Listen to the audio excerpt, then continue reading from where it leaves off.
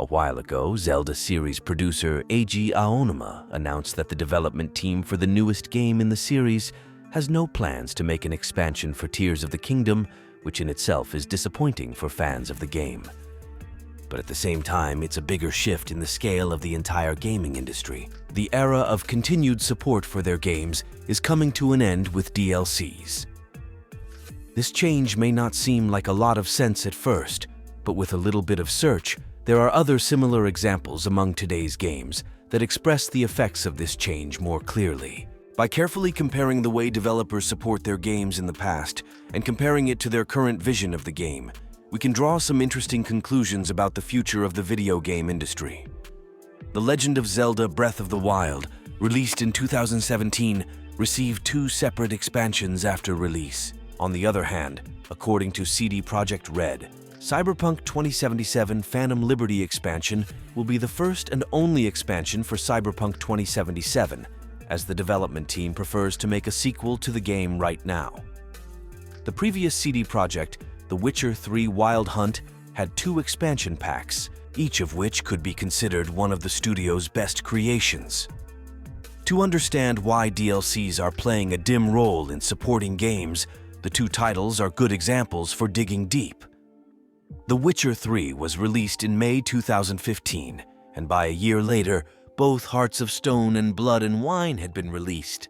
But on the other hand, the first and only addition to Cyberpunk 2077 came to the game, almost 3 years after the game's release. The title was initially plagued by numerous technical problems, and at the same time, the coronavirus pandemic was plagued by the CD Projekt Red. For another example, The Last of Us Part 2, unlike the first version, had no planned DLC, although The Last of Us Part 1 had a Left Behind expansion package that was released in the game port for PCs and PlayStation 5 as part of the original and accompanying game. Naughty Dog preferred to work on a multiplayer expansion rather than an expansion pack to develop the multiplayer The Last of Us. All of these examples have one thing in common, and the main reason for the decline in the quantity of DLCs in the video game industry is relatively simple. With the advancement of all kinds of technologies used in game development studios, the increase in the length of the game development era is evident in previous years. For example, the release of Assassin's Creed Syndicate and Assassin's Creed Origins was about 2 years, but after about 3 years of Assassin's Creed Valhalla's release, we only saw Mirage this year.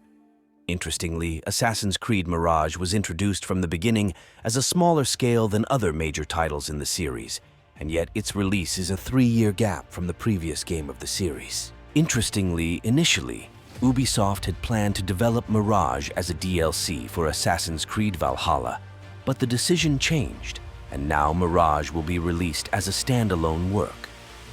While studios like Insomniac Games and From Software still release titles one after the other, most studios need a lot more time to develop their games. For this reason, it seems that these days the success of DLCs is not worth the developers' time and money, and overall, making them less logical and profitable. Unlike service-based and multiplayer titles, pro-story and single-player gamers don't follow the updates and expansions of these games. And as a result, huge financial success from DLC releases for such titles cannot be expected. Finally, it's unfortunate that game developers are so obsessed with getting behind DLCs because for many developers, it's only after a game is finished that can be figured out how to develop it. For this reason, the DLC is the result of developers learning from their mistakes during the development of the original game. And there's no better option to prove this than the CD Projekt Red did with the Phantom Liberty expansion pack.